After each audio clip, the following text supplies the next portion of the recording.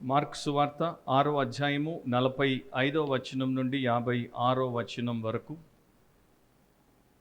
Mark chapter 6 versus 45 through 56.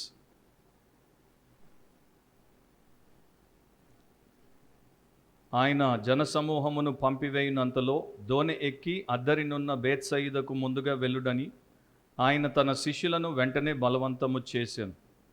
ఆయన వారిని వీడుకొల్పి ప్రార్థన చేయుటకు కొండకు వెళ్ళెను.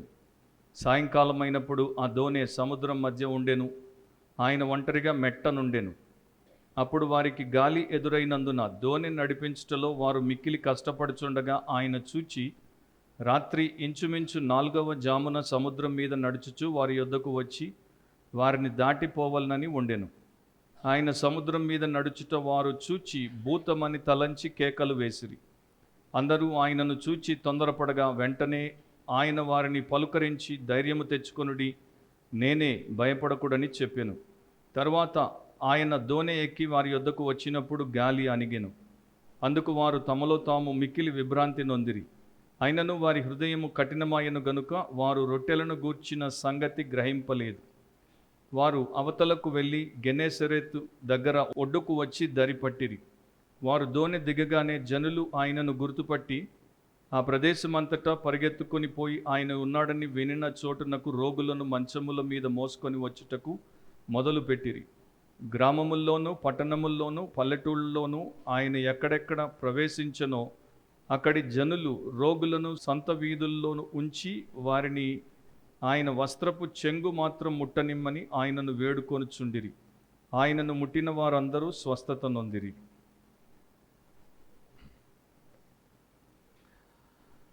సర్వశక్తుడు అయిన దేవా, ఈ సమయంలో నీ వాక్యమును బట్టి నిన్ను స్తుతిస్తున్నాం. మాకు నీ వాక్యమును దాని ప్రత్యక్షతను దయచేసినందుకు అండ్ ఈ సమయంలో మీ ఆత్మ ద్వారా మీరు మాతో ముచ్చటించుటకు మాట్లాడుటకు ఇష్టపడుతున్నందుకు మీ కృతజ్ఞతలు.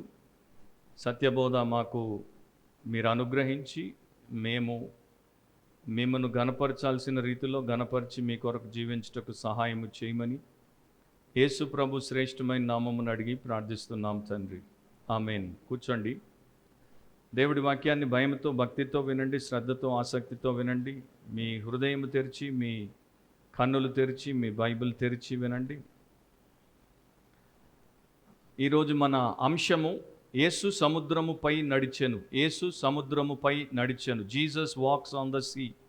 Jesus walks on the sea. ఇది మార్కు సువార్త వచనం వెంబడి వచనం 31వ భాగము. The gospel according to Mark verse by verse part 31. So Mark సువార్తలో మనం ఇప్పటిదాకా నేర్చుకున్నటువంటి విషయము ముఖ్యంగా మన ప్రభు అయిన యేసుక్రీస్తు మీద దృష్టి దేవుడు పెట్టి ఆయనను గురించి మనకు అనేక విషయాలు నేర్పిస్తాడు. యేసుక్రీస్తు ప్రభు యొక్క వ్యక్తిత్వం ఏమిటి, యేసుక్రీస్తు ప్రభు యొక్క వ్యవహారం ఏమిటి, యేసుక్రీస్తు ప్రభు చుట్టూ ఉన్నటువంటి వివాదాలు ఏంటి, యేసుక్రీస్తు ప్రభు ఈ లోకములోనికి వచ్చి చేసినటువంటి విమోచన కార్యమేంటి, ఏ ప్రకారమైన సాతాను శక్తులను, పాపపు ప్రభావమును, మరణము యొక్క బలమును విచ్ఛిన్నము చేశాడు, తద్వారా మానవాళికి ఏ రకమైనటువంటి రక్షణనిచ్చాడు, తర్వాత ఆయన ఎలాంటి సంఘాన్ని స్థాపించడానికి, వారికి ఎలాంటి దీవెన అనుగ్రహించడానికి వచ్చాడు అనేది దీంట్లో మనకి దేవుడు నేర్పిస్తాడు. సో ఈరోజు మన ముందున్నటువంటి భాగమును మనము నేర్చుకుంటున్నప్పుడు 3 సత్యాలు దాంట్లో నుండి నేను మీకు ఇస్తాను. రాసుకునేటువంటి వారు తప్పకుండా రాసుకోండి అండ్ దేవుడి వాక్యము ద్వారా మేలు పొందండి. మొదటిది the Lord's intercession. The Lord's intercession 45వ వచనం నుండి 47వ వచనం వరకు ప్రభు యొక్క విజ్ఞాపన గురించి మనకి ఇక్కడ రాయబడింది. 45వ వచనంలో ఆయన జనసమూహమును పంపివేయునంతలో దోణి ఎక్కి అద్దరినున్న బేత్సయిదకు ముందుగా వెళ్ళుడని ఆయన తన శిష్యులను వెంటనే బలవంతము చేసెను. గతంలో మనము ఇక్కడ దీనికన్నా ముందున్నటువంటి భాగాన్ని మనం విన్నప్పుడు దాంట్లో మనం విన్నాము, యేసుక్రీస్తు ప్రభు ఒక చోట 5,000 మంది పురుషులకు ఆహారమును పంచి పెట్టాడు. అద్భుతమైన రీతిలో ఆయన ఆ రొట్టెలను, చేపలను వారి కొరకు విస్తృతంగా చేసినప్పుడు 5,000 మంది పురుషులతో పాటు ఇంకా అనేక వేల మంది స్త్రీలు, పిల్లలు ఆహారమును భుజించి తృప్తిగా భుజించిన తర్వాత కూడా ఇంకా 12 గంపలు వారు మిగిలిన వాటిని ఎత్తారు. సో అదే దినం అన్నమాట, అదే సమయము, అదే ప్రాంతము. అక్కడ ఉన్నటువంటి జన సమూహమును యేసుప్రభు ఇప్పుడు పంపివేయాలనుకుంటున్నాడు. అండ్ వారిని ఒకవైపున పంపివేసేటువంటి ప్రయత్నము ఆయన చేస్తున్నప్పుడు, ఇంకొక వైపున తన శిష్యులను అక్కడి నుండి బేత్సయిదకు మరి దోణి ఎక్కి వెళ్ళిపోమ్మని చెప్పాడు. వారిని యాక్చువల్గా బలవంతము చేశాడు. ఆ దినమంతా కూడా వారు యేసుక్రీస్తు ప్రభువు శిష్యులు అలసిపోయారు. ఎందుకంటే విస్తృతంగా వారు సేవ చేయాల్సి వచ్చింది, వేల మందికి వడ్డన చేయాల్సి వచ్చింది. దాని తర్వాత వెంటనే ఆయన ఈ పని చేస్తున్నాడు. అండ్ మామూలు పని కాదు, ఎందుకంటే అంతమంది ఆయన దగ్గరికి వచ్చినటువంటి వారు ఎట్లా వచ్చారంటే, వెలుగు దగ్గరికి చిమ్మటలు ఎట్లా వచ్చి అతుక్కొని విడిచిపోకుండా ఉంటాయో అదే ప్రకారం యేసు ఒక అయస్కాంతంలాగా వీరందరూ ఇనుములాగా ఆయనకు వచ్చి అతుక్కున్నారు. వారిని విడిపించుకోవడం అనేది మామూలు విషయము కాదు, కానీ ఆయన ఒక ఉద్దేశమును బట్టి వారిని వారి గృహాలకు పంపిస్తాడు.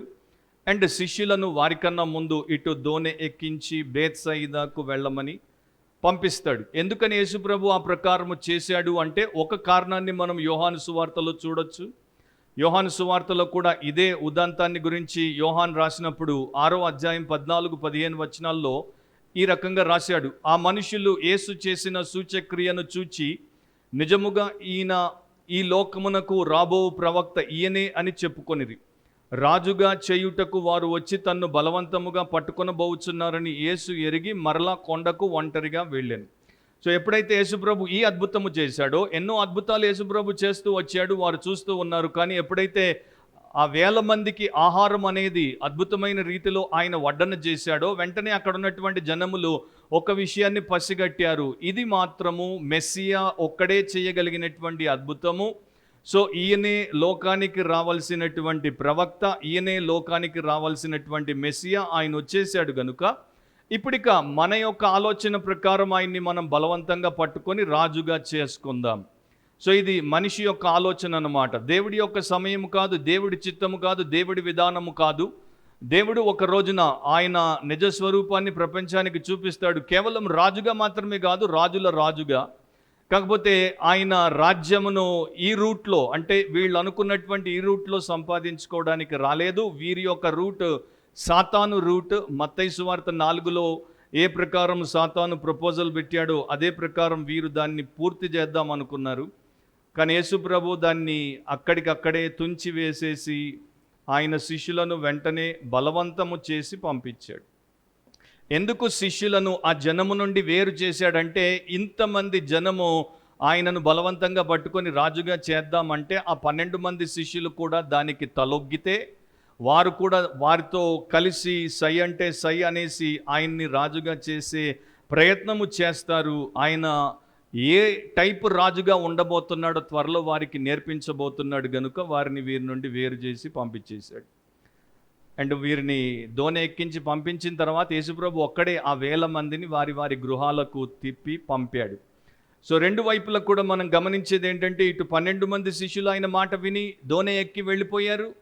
అండ్ అటు ఆ వేల మంది కూడా ఆయన మాట విని మరి ఇష్టం ఉన్నా లేకపోయినా కూడా బలవంతము చేత వారు వారి గృహాలకు వెళ్ళిపోయారు.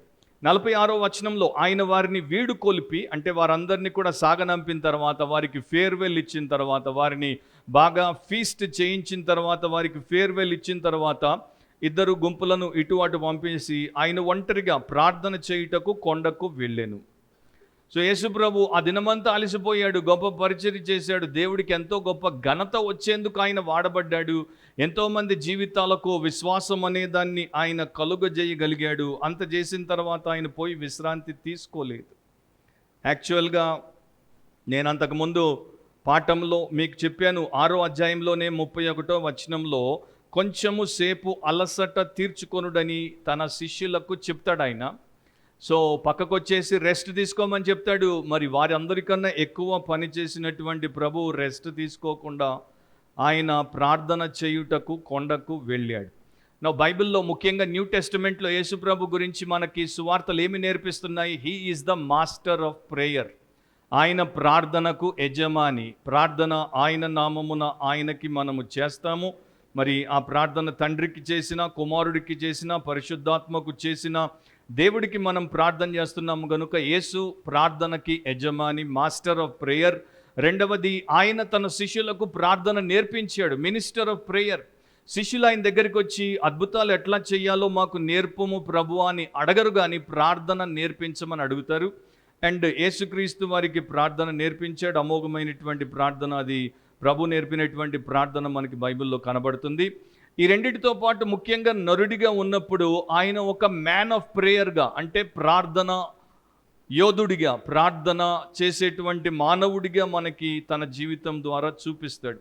సో యేసు ప్రభు పగలంతా ప్రజలకి పరిచర్య చేస్తాడు, రాత్రంతా దేవుడికి ప్రార్థన చేస్తాడు.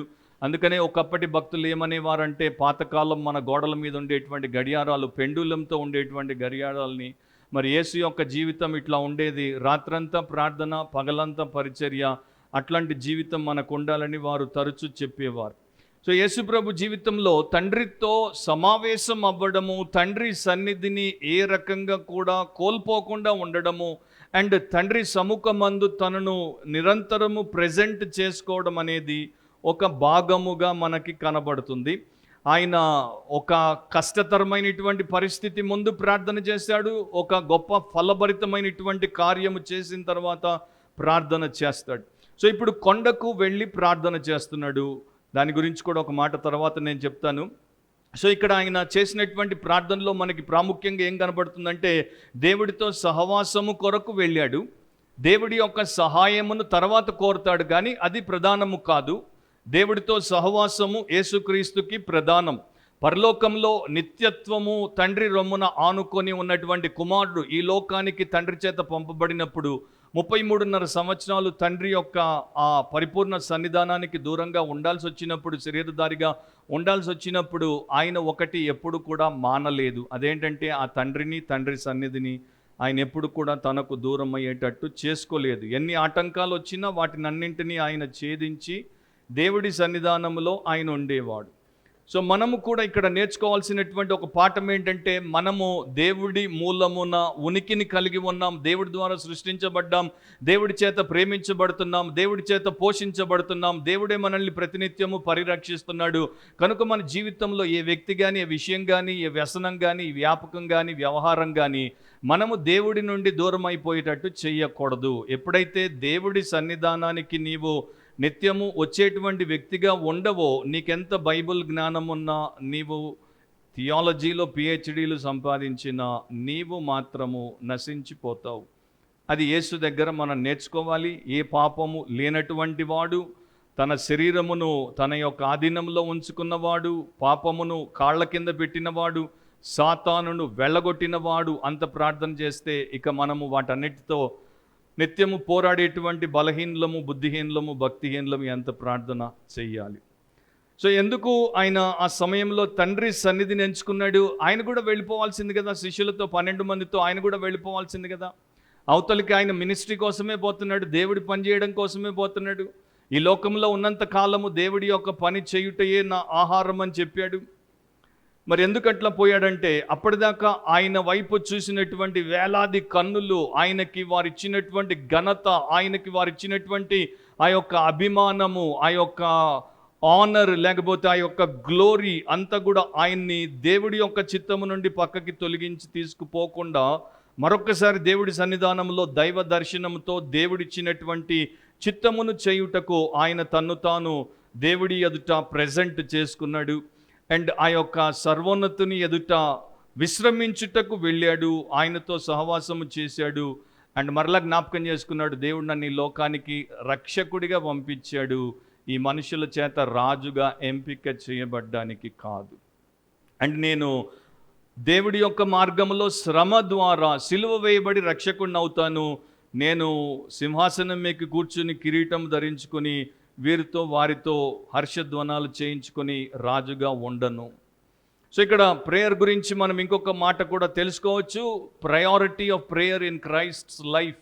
క్రీస్తు జీవితంలో ప్రార్థన అనేది ప్రాధాన్యత. ఆయన ఏమి చేసినా కూడా ప్రార్థన చేయకుండా ఉండేవాడు కాడు. అండ్ ఇక్కడ మనకి తెలుసు, సాతాను యొక్క శోధన మానవ రూపంలో వచ్చింది కనుక దాన్ని జయించాలంటే ప్రార్థన అవసరం. ఈ ప్రభువే మనకు నేర్పించాడు. గెత్సెమనే తోటలోనే చెప్పాడు, ప్రార్థన చేసేటువంటి కాలంలోనే చెప్పాడు, మీ శరీరము బలహీనము, మీ ఆత్మ సిద్ధము. కనుక శరీరమును మీరు ఆత్మ ఆధీనంలో పెట్టుకోవాలంటే, మీరు శోధనలో ప్రవేశించకుండా ఉండాలంటే ప్రార్థన చెయ్యాలి. సో ఆయన దేవుడి సన్నిధానానికి వెళ్ళాడు, ప్రార్థన చేసినప్పుడు సాతాను శోధనని జయించాడు. ఆయన యొక్క జీవితాన్ని దేవుడికి తిరిగి పునః సమర్పించుకున్నాడు. అండ్ దాంతోపాటు శిష్యులకు నేర్పబోయేటువంటి పాఠము శిష్యులు నేర్చుకోవడానికి వారిని సిద్ధపరచమని కూడా ఆయన దేవుడి సన్నిధిలో కోరుకున్నాడు.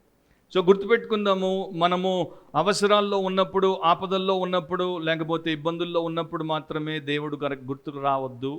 మనము గొప్ప ఘన విజయాలు సాధించిన తర్వాత కూడా దేవుడు మనకి గుర్తుకు రావాలి. నాకు తెలిసి మీకు ఒక పెద్ద అంటే డిగ్రీ వచ్చినప్పుడు, దాంట్లో మీరు మెరిట్ మార్క్స్తో పాస్ అయినప్పుడు రాత్రంతా కూడా మీరు పోయి ప్రార్థన చేయరు, రాత్రంతా మీరు పోయి పార్టీ చేసుకుంటారు. నాకు తెలుసు, దేవుడికి థ్యాంక్ యూ జీసస్ అని చెప్తారు, కానీ మీరు రాత్రంతా పార్టీ చేసుకుంటారు. అంటే మనలో చాలామంది క్రైస్ట్ లైక్ మైండ్ సెట్ని ఏళ్ళు గడిచిన తర్వాత కూడా మనము కల్పించుకోవట్లేదు అనేది ఒక సేవకుడిగా, క్రైస్తవ సేవకులుగా వారిని అండ్ సంఘంలో ఉన్నటువంటి వారిని చూసినప్పుడు నాకు కనపడుతుంది. నాకు ఇప్పుడు దాకా 35 ఇయర్స్లో ఎవరు వారి యొక్క గొప్ప ఉద్యోగం వచ్చినప్పుడు కానీ, వీసా వచ్చినప్పుడు కానీ, మరొకటి వచ్చినప్పుడు కానీ వారు పోయి రాత్రంతా దేవుడి సన్నిధిలో ప్రార్థన చేసి కృతజ్ఞతలు చెల్లించి సమర్పించుకున్నట్టు నాకు తెలియదు. దానికోసం వారు సాక్ష్యాలు చెప్పొచ్చు, వారు విందులు ఏర్పాటు చేసుకోవచ్చు, వారు విహారాలకు పోవచ్చు, వారు ఇంకొకటి చేయొచ్చు. సో మనము క్రైస్ట్ లాగా మారడానికి దేవుడు క్రైస్ట్ని పంపాడు, అది మనము మర్చిపోకూడదు. సో ఆయనలో ఎంత లోతైనటువంటి అనుబంధం దేవుడితో ఉందో చూడండి. అభ్యర్థన చేయడానికి ఆయన దేవుడి సన్నిధానానికి ప్రధానంగా రాడు, రిక్వెస్ట్ల కోసం రాడు. ఆయన దేవుడితో ఆత్మీయ ఆలింగనం, అంటే ఆయన దేవుడితో తన ఆత్మను కలపడానికి, ఏకము చేయడానికి దేవుని సన్నిధానానికి వస్తాడు. సో అది ఆయన యొక్క ప్రేయర్లో మనకు కనబడే గొప్ప లక్షణం. ప్రైవసీ ఆఫ్ ప్రేయర్, ఆయన ఏకాంతంగా ప్రార్థన చేస్తాడు. ఈ ప్రభువే మనకి మత్తయి సువార్త 6వ అధ్యాయం 6వ వచనంలో చెప్పాడు, మీరు ప్రార్థన చేసేటప్పుడు మీ యొక్క గదిలోనికి వెళ్ళండి, తలుపు వేసుకోండి, రహస్యముగా ప్రార్థన చేయండి, అప్పుడు రహస్యమందు చూచు మీ తండ్రి మీకు ప్రతిఫలం ఇచ్చును. సో తన శిష్యులకు చెప్పాడు, ప్రజలకు చెప్పాడు, మీ యొక్క ఇంటిలో మీకున్న గదిలోనికి వెళ్ళి మీరు ప్రార్థన చేయండి. ఈయనకి ఇల్లు లేదు, ఈయనకి గది లేదు, ఈయనకి తలవాల్చుకోవడానికి స్థలము లేదు, కనుక ఈయన ఎక్కడికి పోతాడు? ప్రార్థన చేయాలంటే కొండ మీదకి పోతాడు, అరణ్యంలోనికి పోతాడు, లేకపోతే గెత్సెమనే తోటలోనికి పోతాడు. ఈయనకి బయట దేవుడి యొక్క లోకమే ఈయన యొక్క ఏకాంత ప్రాంతం అన్నమాట. కాకపోతే మనుషులు లేకుండా పోయి మోస్ట్లీ అక్కడ ఆయన ఏకాంతంగా ప్రార్థన చేసేటువంటి వ్యక్తిగా కనబడుతున్నాడు. సో జస్ట్ ఇమాజిన్ చేయండి, వేల మంది మన చుట్టూ మన కోసం వచ్చి అట్లా మీద పడుతుంటే వారందరినీ పంపించేసి ఏకాంతముగా పోయి ఒక్కడితో దేవుడితో ప్రార్థనలో గడపడం అనేది అది మామూలు విషయము కాదు. ఆర్ఈ స్పియర్ అనేటువంటి ఒక భక్తుడు ఒక పుస్తకం రాశాడు, the principles of Jesus applied to some questions of today, దాని పేరు. దాంట్లో ఆయన ఏమంటాడంటే, యేసుప్రభు లోకానికి ఎందుకు వచ్చాడంటే లోకంలో ఉన్నటువంటి లీగలిజంని, అంటే లోకంలో ఉన్నటువంటి ఆచారబద్ధమైనటువంటి మతమును పూర్తిగా స్థానభ్రంశము చేయడానికి, అంటే దాని స్థానములో నుండి తొలగించి వేసేసి నిజమైనటువంటి జీవిత ఆత్మీయతను స్థాపించడానికి, ట్రూ లైఫ్ యొక్క స్పిరిట్ని లేకపోతే స్పిరిచువాలిటీని ఎస్టాబ్లిష్ చేయడానికి. పరిసయ్యులు ప్రార్థన చేస్తారు, వీధి మూలల్లో ప్రార్థన చేస్తారు, దీర్ఘముగా ప్రార్థనలు చేస్తారు, మనుషులకు కనబడాలని ప్రార్థనలు చేస్తారు. అవన్నీ కూడా వారు దేవుడితో మమేకమై చేసేటువంటి ప్రార్థనలు కాదు, దేవుడి చిత్తానుసారంగా చేసేటువంటి ప్రార్థనలు కాదు, వారి గొప్పతనం కోసం, వారి యొక్క పబ్లిసిటీ కొరకు వారు చేసుకునేటువంటి ప్రార్థనలు. అట్లాంటి దాన్ని స్థానభ్రంశము చేసి, అంటే దాన్ని డిస్ప్లేస్ చేసి, దాన్ని సమాజం నుండి తొలగించి పారేసి, నిజముగా ఒక వ్యక్తి దేవుడితో అనుసంధానమైనప్పుడు చేసేటువంటి ప్రార్థన ఎట్లా ఉంటుందో నేర్పడానికి యేసుప్రభు వచ్చాడు. సో స్పియర్ తన పుస్తకంలో ఇట్లా అంటాడు, యేసుక్రీస్తు యొక్క ప్రార్థనలను న్యూ టెస్టిమెంట్లో మనం గమనించినప్పుడు ఏం చూస్తాము? లూకా 22:32లో నిస్వార్థంగా ప్రార్థన చేశాడు, పేతురు కొరకు ఆయన ప్రార్థన చేశాడు. లూకా 23:34లో మీరు తిప్పనక్కర్లేదు, జస్ట్ గుర్తుపెట్టుకోండి. లూకా 22, లూకా 23, మత్తయి 11, ఈ 3 అధ్యాయాల్లో మీరు తర్వాత చూసుకోండి. సో లూకా 22లో నిస్వార్థంగా పేతురు కోసం ప్రార్థన చేశాడు. లూకా 23లో ఆయన్ని హింసించి చంపుతున్నటువంటి వారిని క్షమించమని ప్రార్థన చేశాడు. లూకా 22:44లో ఆ గెత్సెమనేలో ఆయన ఎంత భారంతో తీక్షణతో ప్రార్థన చేశాడంటే ఆయన యొక్క చెమట రక్త బిందువులుగా పడింది. మత్తయి 11:26లో అండ్ 26, 39, 54లో ఆయన దేవుడి చిత్తానికి లోబడిపోయేటువంటి సబ్మిసివ్ ప్రేయర్ చేస్తాడు. సో ఇది ఆయన లైఫ్లో ఉంది అంటే హ్యూమన్ బీయింగ్స్కి ఒక మోడల్గా ఉన్నాడు గనుక ప్రతి మనిషి ఈ ప్రకారం ఉండుటకు యేసుప్రభు వచ్చాడు. వాడిని రక్షించక మునుపు వాడు అట్లా ఉండలేడు, కానీ వాడు రక్షింపబడిన తర్వాత వాడు అట్లా ఉండాలి. నీవు యేసు రక్తంలో కడగబడ్డావు, నీవు దేవుడి ఆత్మతో నింపబడ్డావు, నీవు దేవుడి వాక్యంతో పోషించబడుతున్నప్పుడు యేసు లక్షణాలు నీలో ఉండాలి, నాలో ఉండాలి. కానీ ఇట్లాంటివి మనలో ఉన్నాయా? వాక్యమును మనము నేర్చుకున్నప్పుడు, దాన్ని ఎదుర్కొన్నప్పుడు దానికి జవాబిచ్చే స్థితిలో మనం ఉన్నామా? హడ్సన్ టైలర్ చైనాలో గొప్ప మిషనరీగా పనిచేశాడు. ఆయన తర్వాత మరొక సేవకుడు ఆయన స్థానాన్ని తీసుకున్నాడు. ఆ సేవకుడి పేరు డిఈ హోస్ట్. ఈ డిఈ హోస్ట్ చైనాలో చేసినటువంటి పరిచర్య తర్వాత ఒక పుస్తకం రాశాడు, బిహైండ్ ద రేంజెస్. అంటే ఆ యొక్క కొండలకు అవతల అని దాని యొక్క సామాన్య అర్థం. బిహైండ్ ద రేంజెస్ దాంట్లో ఆయన ఒక విషయాన్ని, తన వ్యక్తిగత విషయాన్ని రాస్తాడు. ఆయన ఒక చైనీస్ గ్రామంలో ఉండి సేవ చేసేవాడు, ఇంకొక చైనీస్ గ్రామానికి అప్పుడప్పుడు వెళ్ళి వచ్చేవాడు. ఈ రెండు గ్రామాల మధ్యలో కొండ చర్యలు ఉండేవి. సో ఎక్కడైతే ఆయన ఉన్నాడో, ఎవరితో అయితే ప్రతిదినము ఆయన జీవిస్తున్నాడో, ఎవరి కోసమైతే ఎక్కువ సేవ చేస్తున్నాడో, ఎవరికైతే కౌన్సిలింగ్ ఇస్తున్నాడో, వాక్యాన్ని ప్రకటిస్తున్నాడో వారిలో ఎక్కువ మార్పు కనపడట్లేదు. కానీ అప్పుడప్పుడు ఈ వేరే కొండ దాటి వేరే గ్రామానికి వెళ్ళి వస్తాడు, వారిలో ఎక్కువ మార్పు కనపడుతుంది. సో ఆయనకు అర్థమవ్వట్లేదు, వీరితో నేను ఉన్నాను, వీరికి నేను సమస్తాన్ని ఇచ్చాను, వీరు మార్పు చెందట్లేదు, వారి దగ్గరికి అప్పుడప్పుడు పోతాను, వారు అంత త్వరగా మారిపోతున్నారు, ఏంటి ప్రభు ఆ సమస్య అన్నప్పుడు ప్రభు చూపించాడు, వీరికి నిన్ను నీవు ఇస్తున్నావు, నీవు వీరితో ఉంటావు, వీరికి వాక్యం చెప్తావు, కౌన్సిలింగ్ చేస్తావు, సహాయం చేస్తావు, కానీ వారికి దూరంగా ఉన్నావు గనుక వీరి కోసం నువ్వు తక్కువ ప్రార్థన చేస్తున్నావు, వారి కోసం నువ్వు ఎక్కువ ప్రార్థన చేస్తున్నావు. కనుక నీవు వీరికి చేసేదాని ఫలము నీ కష్టార్జితము లేకపోతే నీ యొక్క సాధన. ఇక్కడ మాత్రం వారి కోసం నువ్వు ప్రార్థన చేస్తున్నావు కనుక నా ఆత్మ వారిలో పనిచేసి వారిలో కార్యము చేసింది. సో పుస్తకాన్ని ముగించే ముందు ఆయన డిఈ హోస్ట్ ఇట్లా రాశాడు, మనము శిష్యులనుగా తయారు చేయాలంటే 4 మూల విషయాలు గుర్తుపెట్టుకోవాలి. మొదటిది ప్రార్థన, రెండవది ప్రార్థన, మూడవది ప్రార్థన, 4వది దేవుడి వాక్యము. అంటే దాన్ని ఇదే క్రమములో మనము అంతే స్థాయిలో లేకపోతే అంతే నిష్పత్తిలో అంతే ప్రపోర్షన్లో చేసినప్పుడు శిష్యులు తయారవుతారు. So prayer prayer prayer and scripture, that is the way we need to make disciples అని ఆయన చైనీస్ దేశంలో మరి చెప్పినటువంటి సత్యం ఇప్పటికి కూడా పాటించే వారి జీవితంలో నిజమవుతోంది. 47వ వచనాన్ని గమనిస్తే, సాయంకాలం అయినప్పుడు ఆ దోణి సముద్రము మధ్య ఉండెను, ఆయన ఒంటరిగా మెట్టనుండెను. ఇక్కడ కొంచెము మార్కు రాసినటువంటి విధానంలో మనకి కొంత ఇబ్బంది అనిపిస్తుంది. ఎందుకంటే సాయంకాలము అనేది మరొకసారి రాస్తున్నాడు. అంతకు మునుపు శిష్యులు ప్రభు దగ్గరికి వచ్చి ఏం చెప్తారు, చాలా పొద్దుపోయింది, వీరు వీరి గ్రామాలకు లేకపోతే మరో ప్రాంతానికి వెళ్ళి ఆహారం కొనుక్కునేటట్టు వారిని పంపించేయి. యేసుప్రభు అంటాడు, వారు ఎక్కడికి పోనక్కర్లేదు, వారిని కూర్చోబెట్టు, మనమే పెడదాం. పెట్టేశారు. మరి అన్ని వేల మంది తినడానికి కనీసం ఒక 2-3 గంటల సమయమైనా పట్టి ఉండాలి. సో అప్పుడే పొద్దుపోయింది, దాని తర్వాత ఇంత టైం అయింది, సో మళ్ళా సాయంకాలం అంటున్నాడు. సో ఇది ఎట్లా అన్నది కొంత బిబ్లికల్ ఎక్సిజీసిస్లో ఎదురైనటువంటి ఇబ్బంది. మార్కు మాత్రమే ఈవినింగ్ అంటాడు.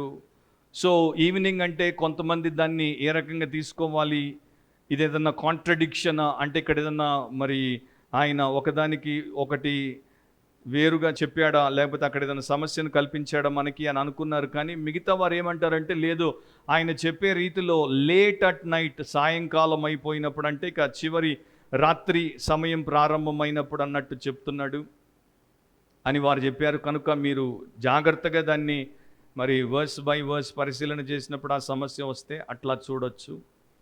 సో యేసుప్రభు ఏం చేశాడు, వీరు వెళ్ళిపోయారు. వీరి యొక్క దోణి ఎక్కడుంది, దోణి సముద్రము మధ్యలో ఉందని ఇక్కడ మనకి రాయబడింది. సో వారు సమస్యలో ఉన్నట్టు యేసుప్రభుకి తెలుసు.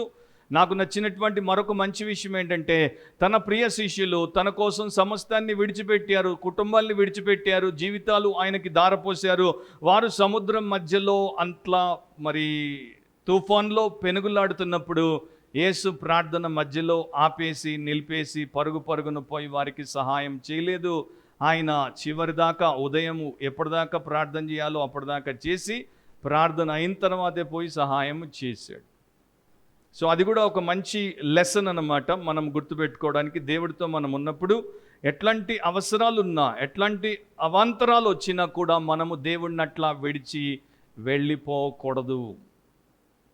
సేమ్ థింగ్ మనము పెద్ద పెద్ద గనుల దగ్గర, అధికారుల దగ్గర ఉన్నప్పుడు చెయ్యము. మనకి అప్పుడు ఎంత ఇంపార్టెంట్ కాల్ వచ్చినా దాన్ని ఒత్తేస్తాం, లేకపోతే దాన్ని ఆఫ్ చేసేస్తాం ఫోన్ని. ఎందుకంటే ఆయన ముందు మనము ఫోన్ ఎత్తలేం.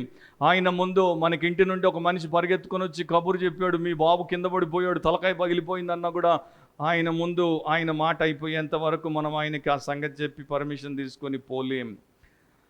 సో దేవుడితో ఉన్నప్పుడు మనము ఇట్లాంటి వాటికి ఎట్లా ఆయనతో ఉండిపోవాలో ఆయన మనకి నేర్పిస్తున్నాడు. రెండవది ద లార్డ్స్ ఇంటర్వెన్షన్. 47వ వచనం మొదటి భాగము 52వ వచనం వరకు, అంటే ప్రభు జోక్యము. 47, 48లో ఇట్లా ఉంటుంది. సాయంకాలం అయినప్పుడు ఆ దోణి సముద్రము మధ్య ఉండేను. అప్పుడు వారికి గాలి ఎదురైనందున, సో దోణి సముద్రం మధ్యలోకి వచ్చేసింది. బేత్సయిదా, మామూలుగా ఈ బేత్సయిదా 1, 2 అదొక వివాదము. దాంట్లోనికి నేను ఇప్పుడు వెళ్ళను, నా టైం అక్కడ నేను ఇవ్వను. సో దాన్ని పక్కన పెట్టేస్తే వీరు సముద్రం మధ్యలోకి వచ్చేసారు. సముద్రం మధ్యలోకి రావడానికి గల ఒక కారణం ఏంటంటే విస్తృతంగా గాలి తుఫాను ఉంది కనుక దోణి మరి ఆ యొక్క దరి వైపు నుండి దగ్గరగా, ఒడ్డుకు దగ్గరగా పోకుండా అది సముద్రంలోనికి నెట్టబడింది కనుక వారు అక్కడ ఇబ్బంది పాలవుతున్నారు. మత్తయి సువార్త 14వ అధ్యాయంలో దీని గురించే మత్తయి సువార్తికుడు రాశాడు. 24వ వచనంలో ఇట్లా అంటాడు, అప్పటికి ఆ దోణి దరికి దూరముగా నుండగా గాలి ఎదురైనందున అలల వలన కొట్టబడుచుండెను. సో ఆ దోణి అప్పటికి దరికి దూరం అయిపోయింది, ఒడ్డుకు దూరం అయిపోయింది, సముద్రం మధ్యలోకి వచ్చేసింది. యోహాను దీని గురించి 6వ అధ్యాయంలో రాశాడు. 18, 19 వచనాల్లో ఆయన ఇట్లా రాస్తాడు, అప్పుడు పెద్ద గాలి విసరగా సముద్రము పొంగుచుండెను. వారు ఇంచుమించు 2 కోసుల దూరము దోణెను నడిపించిన తర్వాత, 2 కోసుల దూరం అంటే మన భాషలో చెప్పాలంటే 3 నుండి 4 మైళ్ళు, దాదాపు 5-6 కిలోమీటర్లు వారు లోపలికి వెళ్ళిపోయారన్నమాట ఒడ్డు నుండి. విపరీతమైనటువంటి బలముగా గాలి వీస్తోంది. వారు దాన్ని హ్యాండిల్ చేయడం కష్టమైపోయింది. దోణి నడిపించటంలో వారు మిక్కిలి కష్టపడుచుండగా ఆయన చూచి, సో వీళ్ళందరూ కూడా ఎక్స్పర్ట్ సీమెన్, అంటే వీళ్ళందరూ వీరి జీవితం సముద్రం మీదే గడిపేశారు. గలిలయ సముద్రము వారికి సుపరిచితమైనటువంటి ప్రాంతము. అది మహాసముద్రం కూడా కాదు, అంటే దాంట్లో మనము కొన్ని ప్రాంతాలకే పోయి వచ్చాము, ఇంకా ఎన్నో ప్రాంతాలకు పోలేదు. అక్కడ నీటి మరి లోతు ఎంత ఉంటుందో, నీటి ఒత్తిడి ఎట్లా ఉంటుందో, అక్కడ ఉప్పెన ఎట్లా వస్తుందో మనకి తెలియదు అని చెప్పుకోవడానికి ఇది ఒక చిన్న సముద్రం. దాన్ని వారు ఎన్నోసార్లు చుట్టి వచ్చేశారు. అయినా కూడా వారు ఆ సమయంలో మిక్కిలి కష్టపడుచుండగా, అంటే అది వారికి మించినటువంటి సమస్యను వారికి తెచ్చిపెట్టింది. సమ్టైమ్స్ మనం అనుకోవచ్చు మనకంతా తెలుసు అని, మనకు ఎక్స్పీరియన్స్ ఉంది, మనకు ఎక్స్పర్టీజ్ ఉంది అని, మనము ఎట్లాంటి పరిస్థితినైనా హ్యాండిల్ చేయొచ్చు అని మనం అనుకోవచ్చు. కానీ దేవుడు ఏం చేస్తాడంటే మనము అట్లా అనుకున్నంత వరకు మనము ఆయనను ఆధారము చేసుకోము కనుక మన ఆధారములను ఆయన తీసేస్తాడు. మనకి ఆయన చూపిస్తాడు, నీకు అంత చేత కాదు, నువ్వు అనుకుంటున్నావు కానీ నీవు చేత కాని వాడవు, ఇదిగో నీవు అనుకున్న విషయాల్లోనే నీవు ఎట్లా ఫెయిల్ అయిపోతావో చూడు అని మనకి నేర్పిస్తాడు. సో దోణి నడిపించటంలో వారు మిక్కిలి కష్టపడుచుండగా, పెద్ద షిప్ కూడా కాదు అది, టైటానిక్ కూడా కాదు, స్మాల్ బోట్ అది. అండ్ ఎన్ని సంవత్సరాల ఎక్స్పీరియన్స్ ఉన్నటువంటి వారు స్మాల్ బోట్ని స్మాల్ సీలో నడిపించలేకపోతున్నారు అంటే ఆయన చూచి, ఆయన ఎక్కడున్నాడు? కొండ మీద ఉన్నాడు, ఒంటరిగా ఉన్నాడు, నేల మీద ఉన్నాడు. వీరేమో నడి సముద్రంలో ఉన్నారు. రాత్రిపూట తుఫాను, చీకటి, మేఘావృతమై ఉన్నటువంటి సమయంలో ఆయన ఎట్లా చూస్తాడు? మత్తయి దాని గురించి రాయడు, యోహాను దాని గురించి రాయడు, మార్కు ఒక్కడే రాశాడు. యేసు ప్రభు అంత దూరములో, ఆ డిస్టెన్స్లో, ఆ డార్క్నెస్లో ఆ డిసైపుల్స్ని ఎట్లా చూశాడు? సూపర్ న్యాచురల్ సైట్ ఉంటేనే కదా చూసేది, అసాధారణమైనటువంటి దృష్టి ఉంటేనే కదా చూసేది. దేవుడికి మాత్రమే అట్లాంటి దృష్టి ఉంది, మనుషుల కన్నులు అట్లా చూడలేవు. అందుకని మనము నైట్ విజన్ని వాడతాం, అంటే చీకట్లో చూడగలిగేటువంటి గాగుల్స్ని వాడుతుంటారు. కానీ యేసుప్రభు దేవుడు గనుక ఆయన వారిని చూశాడు. వారికి మరలా మార్క్ ఏం చెప్తున్నాడంటే, ఈయన నరావతారిగా వచ్చినటువంటి దేవుడు, నిజమైన దేవుడు, నిత్య జీవమైన దేవుడు. ఆయన్ని మీరు దేవుడిగా ఎప్పుడైతే గుర్తిస్తారో అప్పుడు మీ జీవితము మారిపోతుంది. సో యేసుప్రభు వారిని దూరము నుండి చూశాడు, ఆయనే వారిని పంపాడు. ఆయన కోసం వారు పోయారు కనుక వారు కష్టంలో ఉన్నప్పుడు ఆయన విడిచిపెడతాడా? విడిచిపెట్టడు. సో క్రైస్తవ జీవితంలో మనకి సమస్య అనేది తప్పకుండా వస్తుంది. అద్భుతాలు చేసేటువంటి దేవుడు మన దేవుడు, ఆయనకు అసాధ్యమైంది ఏమీ లేదు. అయినా కూడా మనల్ని సమస్యల్లో ఆయన విడిచిపెడతాడు, సమస్యల్లోనికి మనల్ని అనుమతిస్తాడు. మన జీవితంలో కష్టం ఉండకుండా, ఇబ్బంది ఉండకుండా, కన్నీరు ఉండకుండా, ఒత్తిడి ఉండకుండా, గాయం ఉండకుండా, లేకపోతే నష్టం ఉండకుండా కొనసాగదు. నిజం చెప్పాలంటే బైబిల్ ప్రకారము భక్తుల జీవితాలు చదివితే అండ్ 2000 సంవత్సరాల క్రైస్తవ చరిత్ర చదివితే నిజముగా పరిశుద్ధులు, నిజముగా ప్రేమ గలవారు, నిజముగా ప్రభు చేతుల్లో పాత్రలుగా వాడబడినటువంటి వారు పిండబడ్డారు, నలగొట్టబడ్డారు, చూర్ణము చేయబడ్డారు. తర్వాతే వారు దేవుడికి మరి ఆ యొక్క అద్భుతమైనటువంటి సువాసనను ఇచ్చారు. సో కష్టం అనేది దేవుడు పెట్టినటువంటి ఒక విధానం. మన దేహాన్ని ఆయన నిర్మించినప్పుడు ఇది కష్టపడేందుకు దీన్ని నిర్మించాడు. ఇది కుర్చీలో కూర్చొని, మడక కుర్చీలో కూర్చొని సుఖపడ్డానికి దీన్ని నిర్మించలేదు. దీనికి కష్టము లేకపోతే ఇది నాశనం అయిపోతుంది. అట్రోఫీ అనేది వచ్చి అన్ని కాళ్ళు చేతులు దేహం అంతా చచ్చుబడి మనిషి ముందుగా చచ్చిపోతాడు. కానీ కష్టపడితే 100 ఏళ్ళు బతుకుతాడు. సో ఆయన భవిష్యత్తులో ఏమి అనుమతిస్తాడో మనకి తెలియదు. కానీ అనేకం వస్తాయి, కఠినంగా ఉంటాయి, కొనసాగుతాయి కొన్నిసార్లు. వాటిల్లో మనకి ఏమి చేస్తాడు అంటే వెంటనే ఆయన సహాయం అందించడు. దానికి కూడా ఒక కారణం ఏంటంటే మనల్ని డెవలప్ చేయాలి కదా, మన యొక్క క్యారెక్టర్ని డెవలప్ చేయాలి, మన గుణాన్ని డెవలప్ చేయాలి. తర్వాత మన యొక్క విశ్వాసాన్ని మనము ఎక్సర్సైజ్ చేసేటట్టు చేయాలి, విశ్వాసం వినియోగించేటట్టు ఆయన మనకి ఏర్పాటు చేశాడు. మన సహనాన్ని మనం వినియోగించేటట్టు ఆయన ఏర్పాటు చేశాడు. మనము ధైర్యం చూపించేటట్టు ఆయన ఏర్పాటు చేశాడు. వెనువెంటనే అన్ని జరిగిపోతుంటే ఇవేవి మనలో కలగవు.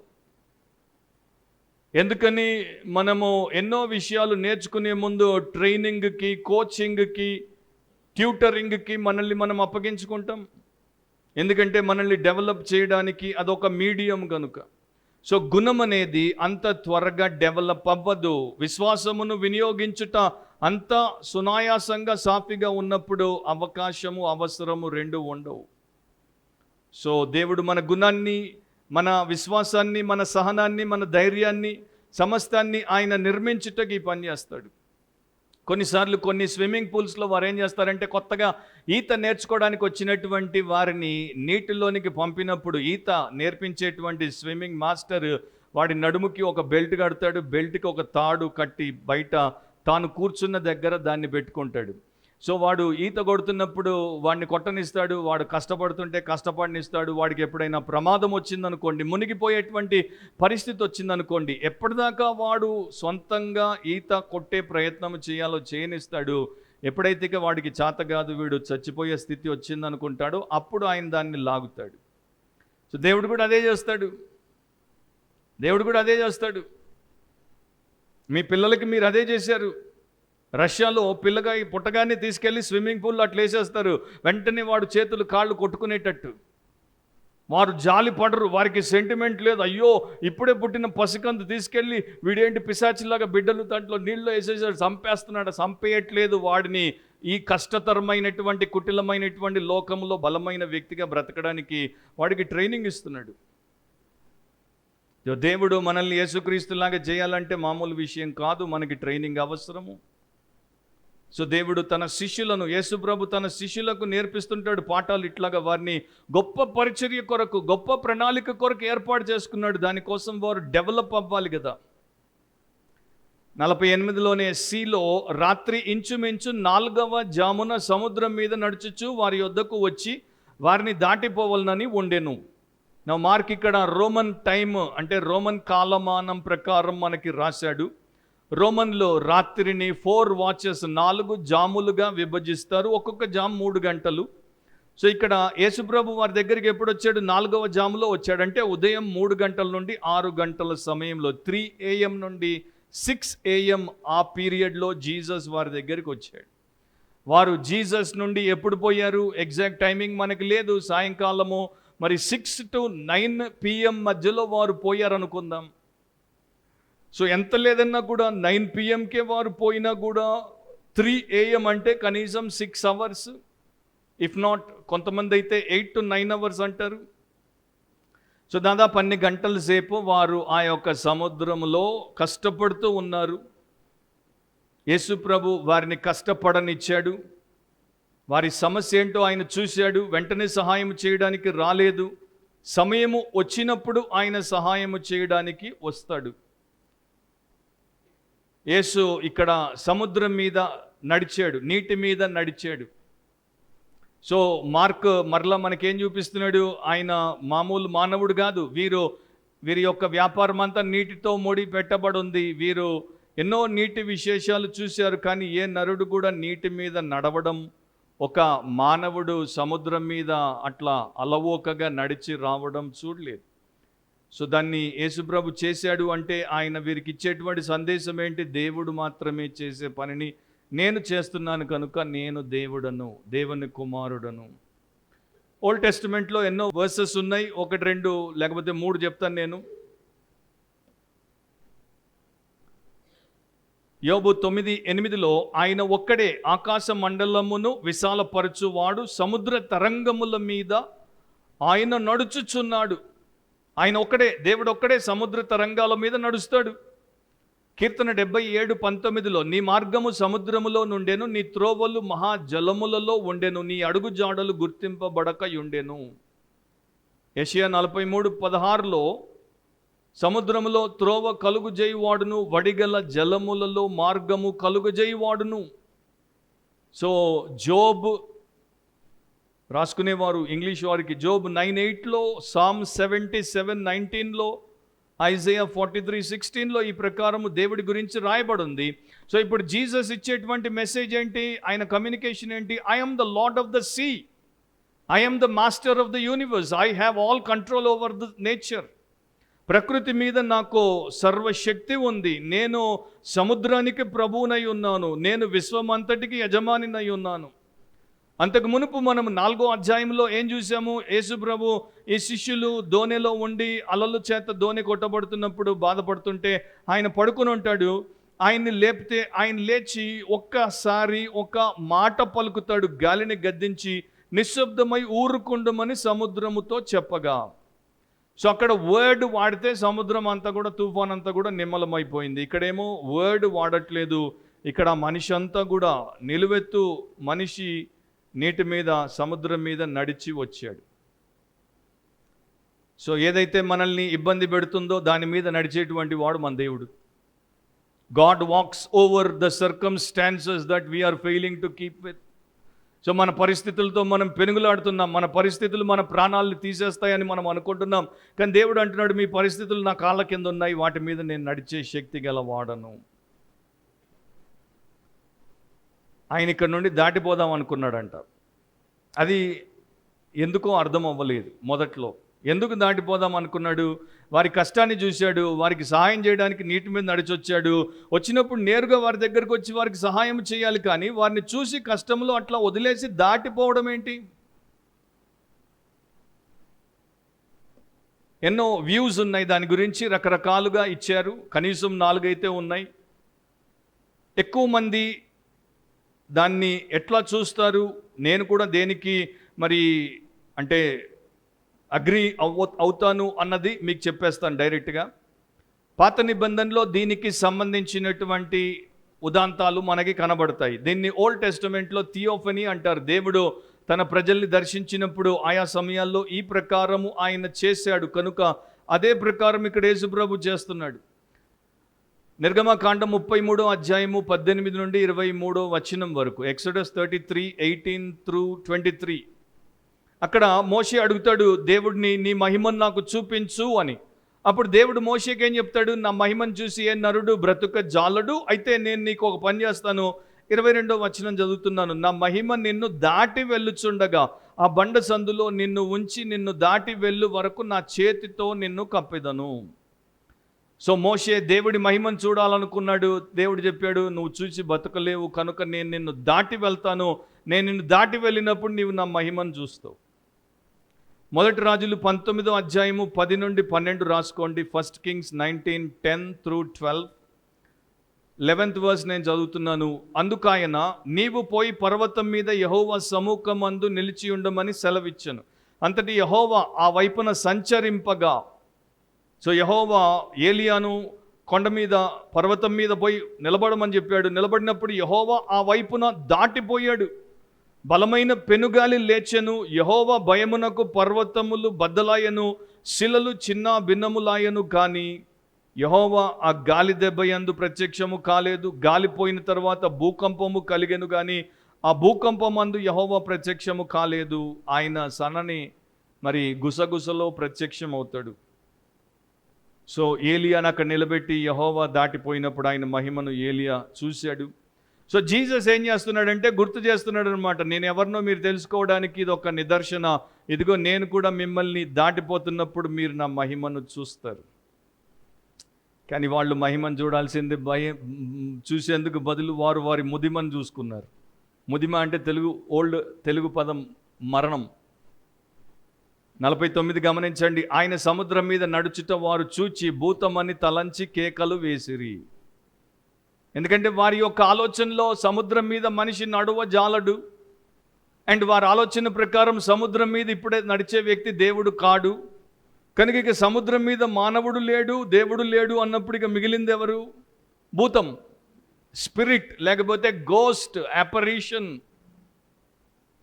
సో దాన్ని బట్టి దీన్ని సూపర్ న్యాచురలే కాదు, సూపర్ ఎర్త్లీ వాక్ అంటారు. ఎందుకంటే ఇది భూమండలానికి కూడా అసాధ్యము. అండ్ ఇది అసాధారణమైనటువంటి విషయము. సముద్రం మీద ఆయన నడుస్తున్నాడు. అల్లకల్లోలమవుతున్నటువంటి సముద్రం మీద, అలలు ఎగిరిపడుతూ గాలి వీస్తున్నటువంటి సముద్రం మీద యేసుక్రీస్తు ప్రభు ప్రశాంతంగా నడుస్తున్నాడు, సాఫీగా నడుస్తున్నాడు, ఎంతో నెమ్మదితో నడుస్తున్నాడు. మరి నడిచేటప్పుడు ఆయన ముఖంలో చిరునవ్వు ఉందో లేదో నాకు తెలియదు. అవేవి ఆయన ఏమీ చేయలేకపోతున్నాయి. ఆయన అట్లా వస్తున్నప్పుడు వీరు హడలెత్తిపోయారు. కనుక వీరు బాధ, భయము రెండిటికి గురైపోయారు. అండ్ వీరి పరిస్థితి కూడా చూస్తే రోజంతా అలసిపోయారు. అర్థం కాకుండానే యేసుప్రభు పొమ్మంటే పోతున్నారు. దాని తర్వాత గాలి తుఫాన్లో ఇరుక్కున్నారు, పెనుగులాడారు, శారీరకంగా పూర్తిగా బలము ఉడిగిపోయింది. అట్లాంటప్పుడు సడన్గా ఇట్లాంటిది కనబడితే కొంతమంది స్కాలర్స్, బైబిల్ స్కాలర్సే వారు ఏం చేశారంటే దీన్ని మరి ఒక న్యాచురల్ ఫినామినన్గా, అంటే వారు ఉన్నటువంటి పరిస్థితుల్లో వారికి అట్లాంటి హాలుసినేషన్ వచ్చింది, భ్రమ కలిగింది. వారు అట్లా చూసినట్టు అనుకున్నారు. యేసు ఒడ్డున నడుస్తుంటే వారు నీటి మీద నడిచినట్టు భావించారు అని చెప్పబోయారు. బైబిల్లో మనకి సాక్షులు ఇచ్చిన సాక్ష్యం, మత్తయి, మార్కులు ఇచ్చిన సాక్ష్యం ఏంటంటే నీటి మీద, సముద్రం మీద ఆయన నడిచాడు. సో స్పిరిట్ అనేది ఫ్యాంటమ్. గ్రీకులో చిన్నప్పుడు మీరు వినే ఉంటారు ఫ్యాంటమ్ స్టోరీస్. సో ఫ్యాంటమ్ అంటే భూతం అన్నమాట. మత్తయి 14:26లో మత్తయి వాడతాడు, ఇక్కడ మార్కు వాడాడు. సో ఇక్కడ ఒక క్లారిఫికేషన్ అవసరము. వారు ఇది యేసు మరణించి భూతమై నడిచొస్తున్నాడు అనుకోలేదు. అది యేసు భూతం కాదు. వారి యొక్క మూఢ విశ్వాసాల్లో ముఖ్యంగా సముద్ర ప్రయాణాలు చేసేటువంటి నావికులకు ఎన్నో గోస్ట్ స్టోరీస్ వినబడేవి. సముద్రాల మీద ముఖ్యంగా రాత్రిపూట ఈ యొక్క ప్రేతాత్మలు లేకపోతే భూతములు ప్రత్యక్షమవుతాయి. యూదుల మధ్యలో ఒక సూపర్ స్టిషన్ ఉండేది. రాత్రిపూట భూతము నీకు ఎదురుపడితే అది నిన్ను చంపడానికో నాశనము చేయడానికో వచ్చింది. కనుక వీరు యూదులు కనుక వీరు కూడా దానికి మూఢ విశ్వాసానికి భయపడిపోయారు. కానీ యేసుప్రభు ఒకసారి మళ్ళా ఈ శిష్యులకే చెప్తాడు, నేను భూతాన్ని కాదు, నేను మరి నరుడను, ఇదిగో నా చేతులు, నా యొక్క శరీరము, రక్తము, మాంసము అని. మీరు లూకా సువార్త 24వ అధ్యాయంలో చదివినప్పుడు శిష్యులు ఆయన తిరిగి లేచిన తర్వాత, పునరుద్ధానుడైన తర్వాత వారికి ఆయన సడన్గా గదిలో ప్రత్యక్షమైనప్పుడు వారు భూతం అనుకుంటే యేసుప్రభు వారికి ఏం చెప్పాడు? 37 నుండి 43 వరకు నేను కావలసిన భాగం చదువుతాను. 39 నేనే ఆయనను అనుటకు నా చేతులను నా పాదములను చూడుడి, నన్ను పట్టి చూడుడి, నాకున్నట్టుగా మీరు చూచుచున్న ఎముకలను మాంసమును భూతమునకుండవని చెప్పి తన చేతులను పాదములను వారికి చూపెను. సో ఆయన రియల్గా వారి మధ్యలోనికి వచ్చాడు. కాకపోతే వారు అనుకున్నట్టు రాలేదు. వారు ఏ రకంగా అనుకున్నారు, ఏమీ విజువలైజ్ చేశారు మనకి తెలియదు, యేసు ఏ రకంగా సహాయం పంపుతాడని. సో యేసును వారు ఎందుకు గుర్తించలేకపోయారు? ఎందుకంటే వారు అనుకున్న రీతిలో రాలేదు గనుక, వారు అనుకోని రీతిలో సముద్రం మీద నడిచొచ్చాడు గనుక. సో మనలో కూడా చాలామంది జీసస్ని రికగ్నైజ్ చేయడంలో ఎప్పుడు ఫెయిల్ అయిపోతామంటే, మనకి కొన్ని నోషన్స్ ఉంటాయి, అంటే కొన్ని అభిప్రాయాలు ఉంటాయి, కొన్ని ఐడియాస్ ఉంటాయి, కొన్ని కాన్సెప్ట్స్ ఉంటాయి, వాటిలోనే మనం బ్రతుకుతాం. మనం ఒకటి గుర్తుపెట్టుకోవాలి, మనకి ప్రపంచంలో ఉన్నటువంటి నోషన్స్, ఐడియాస్, కాన్సెప్ట్స్ అన్నీ మనకి తెలియవు. నీకు పిహెచ్డి ఉన్నా కూడా నీకు అన్నీ తెలియవు, నీకు ఎప్పటికీ తెలియవు. ఎందుకంటే నీకు ఉన్నటువంటి బ్రెయిన్ అంత సామర్థ్యము కలిగినటువంటిది కాదు. ఈ విషయానికి వస్తే, అంటే దేవుడు ఏ రకంగా మనలో పనిచేస్తాడు, ఏ రకంగా మనకి సహాయం పంపుతాడు, ఏ రకంగా మనల్ని ఆయన సరిచేస్తాడు అని మనం అనుకున్నట్టు ఆయన చెయ్యడు. సో వీరికి ఉన్నటువంటి ఐడియా ఒకటి, ఆయన చేసింది ఇంకొకటి కనుక వీరు రికగ్నైజ్ చేయలేకపోయారు. మామూలుగా మనం ఏమనుకుంటామో, మనకి ఏదైనా మంచి జరిగితే దేవుడు నన్ను దీవించాడు, మనకి ఏదైనా కీడు జరిగితే ఏమనుకుంటాం, దేవుడు కీడు చేశాడు అనుకోం. మనం అనుకుంటామా? ఎందుకంటే మనకి బైబిల్ తెలియదు, మన దేవుడు తెలియదు, మన యేసుప్రభు మనకి తెలియదు. ఆయన ఎవరికి కీడు చేయడు, కానీ కీడును అనుమతించవచ్చు, కీడును అనుమతిస్తాడు. సో మనకి ఎగ్జామ్లో పాస్ అయిపోతే దేవుడు నన్ను దీవించాడు, మనకి ఉద్యోగం వస్తే దేవుడు నన్ను దీవించి ఉద్యోగం ఇచ్చాడు, పెళ్లి చేస్తే దేవుడు పెళ్లి చేశాడు, ఉద్యోగం ఇచ్చాడు, అన్ని దేవుడు దీవిస్తున్నాడు. మనకి పరీక్షల్లో ఫెయిల్ అయిపోతే ఏం ఆన్సర్ ఉండదు. మనకి పెళ్ళి తొందరగా కాకపోతే ఏం చెప్పలేం. మనకు అనుకున్నటువంటి జరగకపోతే, అంటే ఆయన చేతుల్లో నుండి మనకు కావలసినటువంటివి దొరికినప్పుడు ఆయన మన దేవుడు, మనం ఆయన్ని గుర్తిస్తాము. కానీ ఆయన చేతుల్లో నుండి మనకు క్రమశిక్షణలు వచ్చినప్పుడు, శ్రమలు వచ్చినప్పుడు, మనకు ఛాలెంజింగ్ ఎక్స్పీరియన్సెస్ని ఆయన ఇవ్వదలిచినప్పుడు ఆయన మనకి దేవుడు కాకుండా పోతాడు. సో 5,000 మందికి రొట్టెలు చేపలు పంచినప్పుడు యేసు వారికి దేవుడు అనిపించాడు. కానీ ఇప్పుడు వారు అలల మధ్యలో అల్లాడిపోతున్నప్పుడు నీటి మీద నడిచొచ్చేసరికి ఆయన వారికి దేవుడు కాదు, భూతం అనిపిస్తున్నాడు. 50వ వచనం, అందరూ ఆయనను చూచి తొందరపడగా, తెలుగులో అది కరెక్ట్ అనువాదం కాదు, తొందరపడ్డం కాదు, కలవరపడగా. మత్తయి 2:3లో ఇదే పదమును అట్లా ట్రాన్స్లేట్ చేశారు, కలవరపడగా. ట్రబుల్డ్ అని కొన్ని ఇంగ్లీష్లో ఉంటుంది, కానీ యాక్చువల్ గ్రీక్ మీనింగ్ ఏంటంటే టెర్రిఫైడ్, భయకంపితులైపోగా. టెర్రర్ అనేది వారికి అనిపించింది. సడన్గా వారి లైఫ్ సిచ్యువేషన్ ఎట్లా మారిపోయిందో చూడండి. అంతకు మునుపు చక్కగా 1,000 మందికి వడ్డించచ్చు, పచ్చిక బయలులో 1,000 మందిని కూర్చోబెట్టి వారికి భోజనం పెడుతుంటే, రొట్టెలు చేపలు పంచుతుంటే వారు తిని తృప్తి పొంది వారు చిరునవ్వులతో లేస్తుంటే వీరు ఎంత సంతోషించారు. లైఫ్ ఎంత కామ్గా ఉండింది. సడన్గా అక్కడ నుండి జీసస్ వారిని బోటెక్కించి స్టామ్లోనికి పంపించేశాడు. సో నిన్నటిదాకా మన లైఫ్ ఎంతో కామ్గా, పీస్ఫుల్గా, అంతా మనకు కావాల్సినట్టు జరుగుతూ ఉండొచ్చు. సడన్గా ఈ రోజున అన్నీ మారిపోవచ్చు, మనం తలకిందులు అయిపోవచ్చు. సో అక్కడేమో ఆ మైదానంలో ఏమో యేసుప్రభు provider of the food, sustainer of లైఫ్గా ఉన్నాడు. అండ్ ఇప్పుడు ఇక్కడ ఈ యొక్క సముద్రంలో ఆయన protector in the storm and saviour of the life లాగా ఉన్నాడు. అది మనం గుర్తించాలి. ఇటలీ దేశంలో ఒక గ్యాలరీ ఉంది, దాంట్లో 2 వేరు చిత్రకారులు గీసినటువంటి చిత్రపటాలు ఉంటాయి. 2 సముద్రానికి సంబంధించే, 2 సముద్రంలో ఉన్నటువంటి తుఫానుకు సంబంధించే. మొదటి దాంట్లో ఎట్లా ఉంటుందంటే, సముద్రంలో విపరీతమైనటువంటి తుఫాను, గాలి, వర్షము, ఉరుములు, మెరుపులు అన్నీ చిత్రీకరించాడు. అండ్ దాంట్లో మునిగిపోబోతున్నటువంటి ఒక మానవుడి యొక్క ముఖాన్ని చూపిస్తాడు. వాడి ముఖం మీద నెత్తుటి చుక్క కనపడదు. రెండవది, అట్లాంటి సముద్రంలోనే, అట్లాంటి సిచ్యువేషన్లోనే ఒక పెద్ద బండను చూపిస్తాడు. బండ సందులో ఒక చక్కటి తెల్లటి పావురం కూర్చొని ఉంటుంది. దాంట్లో ఏ మాత్రం అలజడి, భయం ఉండదు, నిశ్చింతగా ఉంటుంది. మీకు తెలిసే ఉండొచ్చు ఈ స్టోరీ.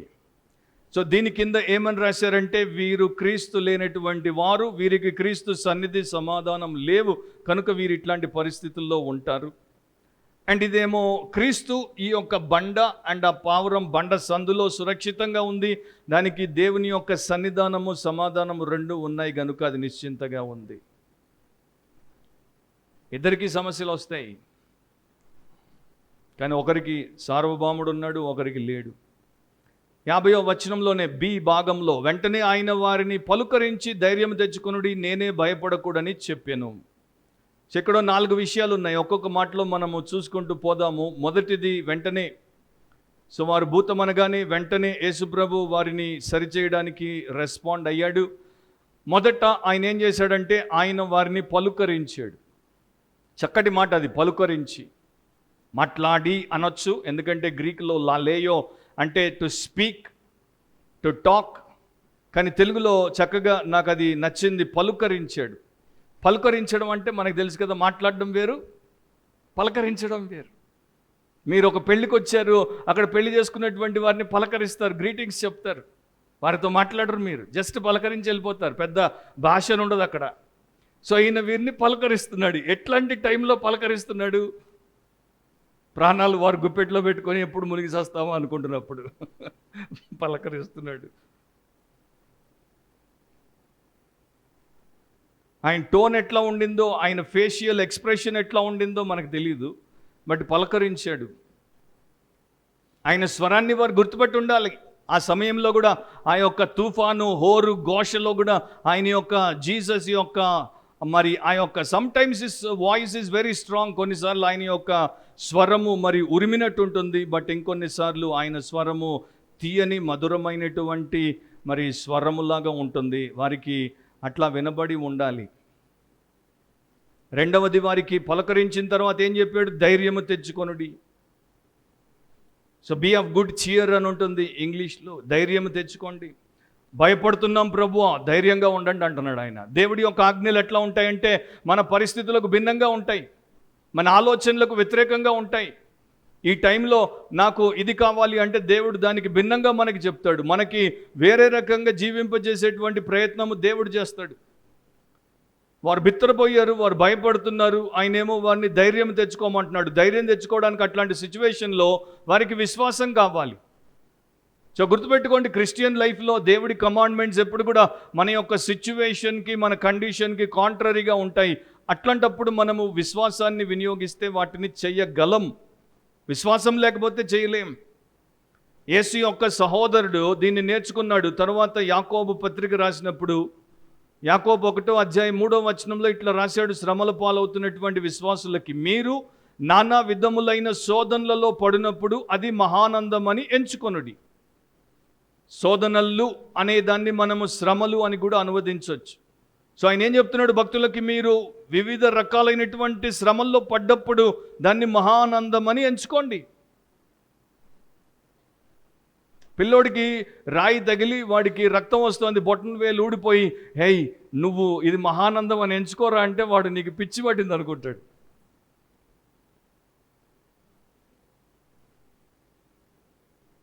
మనం కూడా ఆ పిల్లోడిలాగే చేస్తాం చాలాసార్లు.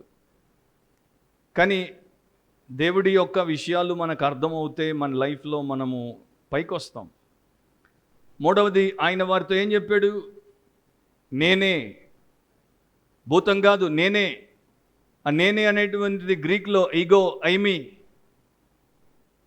కాకపోతే ఆయన నేనే అంటున్నాడా, లేకపోతే పాత నిబంధనకి సంబంధించి దేవుడు తన నామమును మోషేకి ప్రత్యక్షంగా చెప్పినప్పుడు I am that I am అనేటువంటి ఆ పేరును లేకపోతే ఆ బిరుదును వాడాడు, ఐ యామ్ అంటున్నాడా? నిర్గమకాండం 3:14లో, ఎక్సోడస్ 3:14లో ఇట్లా ఉంది, అందుకు దేవుడు నేను ఉన్నవాడను అనువాడనై ఉన్నానని మోషేతో చెప్పాను. So Jesus the great I am అనేది మనకు తెలుసు. న్యూ టెస్టమెంట్లో ఐ యామ్ అనేవి 7 స్టేట్మెంట్స్ ఉన్నాయి. దాని మీద మనము గత కాలంలో సిరీస్ కూడా చేశాం. సో ఇక్కడ ఆయన ఏం చెప్తున్నాడు వారికి? నేనే ఉన్నవాడను. సో నేనున్నప్పుడు మీకు భయం అవసరం లేదు, చింత అవసరం లేదు, ఆందోళన అవసరం లేదు, ఇవేవి మీకు అవసరం లేదు. సో యేసు ప్రభు వారికి హామీనిచ్చాడు, యేసు వారి మీద శ్రద్ధ చూపాడు. కాకపోతే మార్కు సువార్త ప్రకారము ఆయన ప్రాధాన్యత ఆయన ఎవరో వారు గుర్తించడం, అంతేగాని వారున్న కష్టంలో వారికి వచ్చి ఆయన ఆదుకొని సహాయము చేయడము కాదు. అది సెకండరీ ఇంపార్టెంట్ థింగ్ అన్నమాట. ప్రైమరీ ఇంపార్టెంట్ పాయింట్ ఏంటంటే that they would know Jesus is God in the flesh. సరే, వారు ఆయన్ని దోణిలోనికి తీసుకుంటారు, ఆయన దోణి ఎక్కుతాడు. దోణి ఎక్కినప్పుడు అక్కడ గాలి సద్దుమణిగిపోతుంది, అంతా కూడా ఇదైపోతుంది. కానీ వెంటనే వారు నేలకి రారు. వారి ప్రయత్నం ద్వారా వారిని ఇంకా ప్రయాణము చేయించే తీసుకొని వస్తాడు. సో సమ్టైమ్స్ మనకి స్టామ్లో ఆయన కామ్నిస్తాడు, బట్ ఆ స్టామ్ ఇంకా కొంతకాలము కొంత సమయం మనము ఎదుర్కోవాల్సి వస్తుంది. చివరిగా ఆయన 4వదిగా వారికి ఏం చెప్పాడు? భయపడొద్దు, సో ధైర్యంగా ఉండండి. 51వ వచనం, తరువాత ఆయన దోణి ఎక్కి వారి యొద్దకు వచ్చినప్పుడు గాలి అణిగెను, అందుకు వారు తమలో తాము మిక్కిలి విభ్రాంతి నొందిరి. వారికి సెకండ్ ఎక్స్పీరియన్స్ ఇది, ఫస్ట్ ఎక్స్పీరియన్స్ కూడా కాదు. కొంతకాలం క్రితమే 4th చాప్టర్లో జరిగింది, మళ్ళా ఇప్పుడు జరిగింది. సో వారంతా విభ్రాంతి నొందాల్సినంత, మిక్కిలి విభ్రాంతి నొందాల్సినంత అవసరము లేదు. వారికి తెలుసు యేసుప్రభు ఏంటో, అయినా కూడా వారు ఎందుకట్లా మిక్కిలి విభ్రాంతి నొందారు అంటే వారికి విశ్వాస లోపం ఉంది. సో చాలాసార్లు మనకి దేవుడు తెలుసు అనుకుంటాం. బైబిల్ తెలిస్తే దేవుడు తెలియాలని ఏమీ లేదు. ఎంతోమంది బైబిల్ పూర్తిగా తెలుసుకొని దేవుడిని తెలుసుకోకుండా నరకానికి పోయారు. ఎంతోమందికి బైబిల్లో కొంతే తెలుసు, కానీ వారు దేవుణ్ణి గొప్పగా తెలుసుకున్నారు. అండ్ దేవుడి ద్వారా వారికి తెలుపబడిన దాంట్లో నాణ్యముగా జీవించారు. మార్క్స్ వార్తలో నేను మీకు చెప్పాను, చాలాసార్లు వారు ఆశ్చర్యపోతుంటారు. అవన్నీ పాజిటివ్, ఇది మాత్రం నెగటివ్. వారికి అవిశ్వాసం ఉంది, వారికి భయం ఉంది, దాన్ని బట్టి వారు విభ్రాంతి చెందారు అన్నది ఇక్కడ ఆయన చూపిస్తున్నాడు. సో ఇక్కడ 4th, 5th, 6thలోకి మనం వచ్చేసరికి యేసుప్రభు ఏమేం చేశాడు? యేసుప్రభు శక్తి దేని మీద చూపించాడు? డీమన్స్ మీద చూపించాడు. దయ్యముల మీద ఆయన శక్తి గలవాడు అని చూపించాడు. డిజీజ్ మీద, రోగముల మీద ఆయనకి శక్తి ఉందని చూపించాడు. మరణం మీద ఆయనకి పూర్తి అధికారం ఉందని చూపించాడు. అసాధారణమైన రీతిలో ఆయన అట్లా ఆహారాన్ని ఉత్పన్నము చేసి 1000 మందికి పంచగలడు అనేది చూపించాడు. గాలి మీద, సముద్రం మీద, ప్రకృతి మీద ఆయనకి శక్తి ఉందని చూపించాడు. మరి శిష్యులకి ఏంటి సమస్య? ఇప్పుడు విశ్వాసము సమస్య. విశ్వాసము ఈ నిమిషంలో ఉన్నది నెక్స్ట్ నిమిషంలో ఉండాలని ఏం లేదు.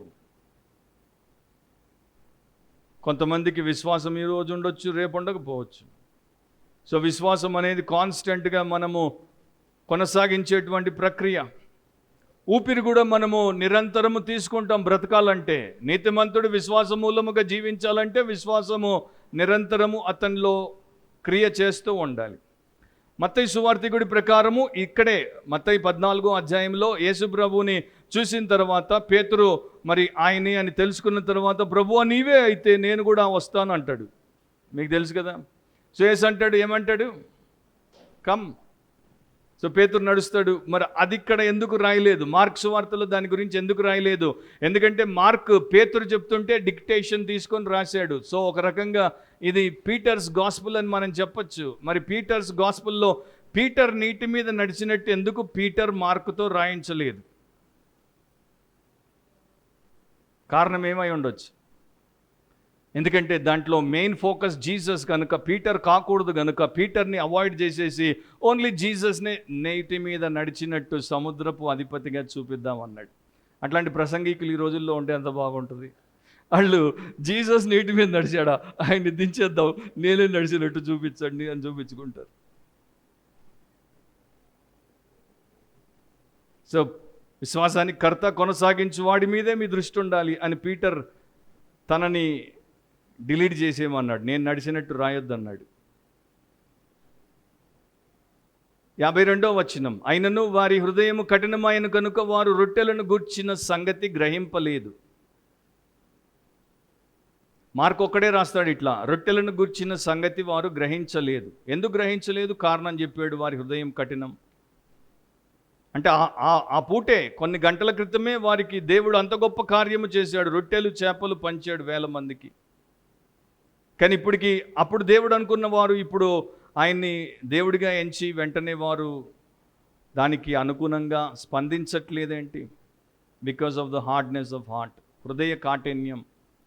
అంటే నాకు అనిపించింది ఈ శిష్యులు అంతా విడిచిపెట్టేశారు, వృత్తి విడిచిపెట్టేశారు, కుటుంబం విడిచిపెట్టేశారు, భవిష్యత్ అంతా దేవుడి చేతుల్లో పెట్టేశామన్నారు, ఆయనతో వచ్చేశారు. అయినా కూడా వీరికి హృదయ కాఠిన్యం ఉంది.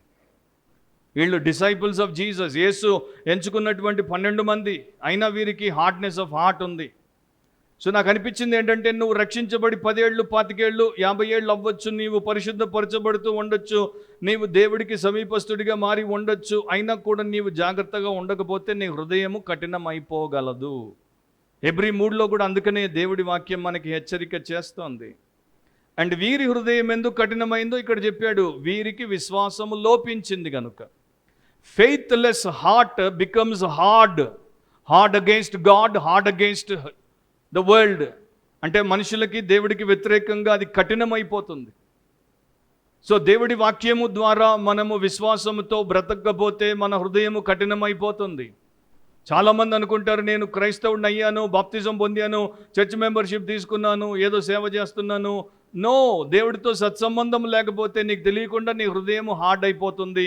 అండ్ నీవు జీవము గల దేవుణ్ణి విడిచిపోయేటువంటి దుష్ట హృదయము గల వ్యక్తిగా కూడా మిగిలిపోవచ్చు.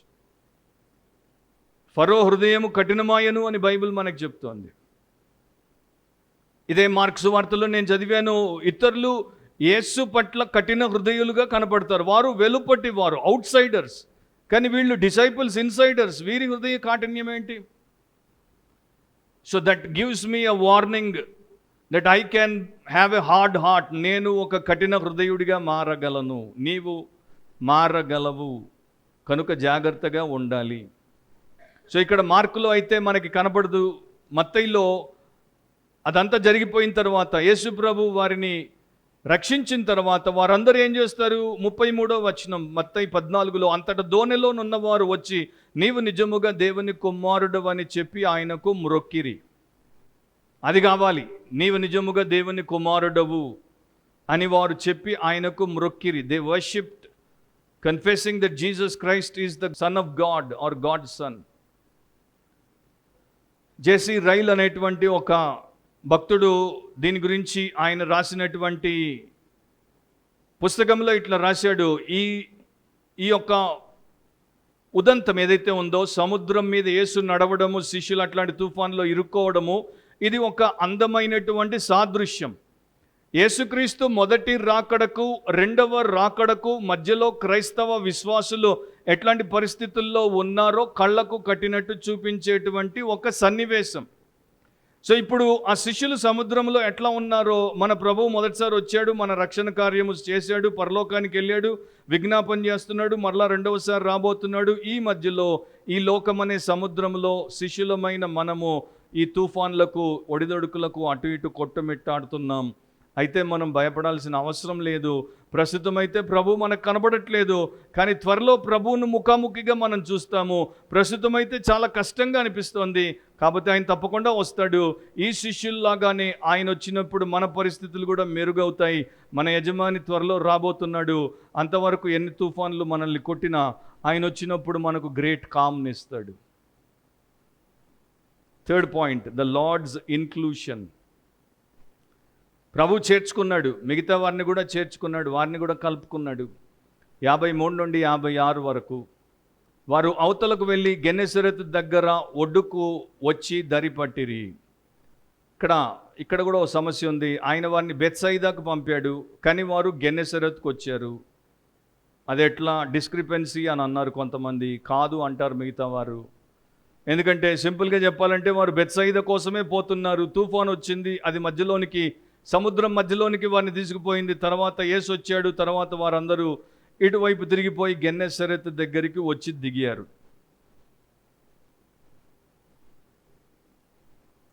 సో అక్కడ దిగ్గానే 54, 55లో ఏముంది? వారు దోణి దిగగానే జనులు ఆయనను గుర్తుపట్టి, అన్య జనులు ఆయన్ని గుర్తుపట్టారు ఈయన యేసు ప్రభు అని.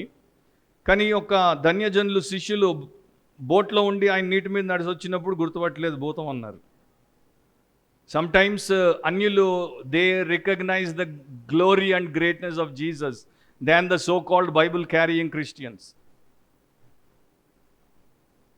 ఆ ప్రదేశం అంతటా పరిగెత్తుకొని పోయి ఆయన ఉన్నాడని వినిన చోటునకు రోగులను మంచముల మీద మోసుకొని వచ్చుటకు మొదలుపెట్టిరి. సో వెంటనే ఆ ఊరంతా కూడా ప్రచారం జరిగిపోయింది. యేసుప్రభు ఇక్కడికి వచ్చాడు, రోగులను మనం ఆయన దగ్గరికి తీసుకెళ్ళాలి. సో నడవలేని వారిని, బలహీనమైన వారిని మంచాల మీద మోసుకొని ఆయన దగ్గరికి తీసుకొని రావడం మొదలుపెట్టేశారు. సో విస్తృతంగా అక్కడికి వచ్చారు.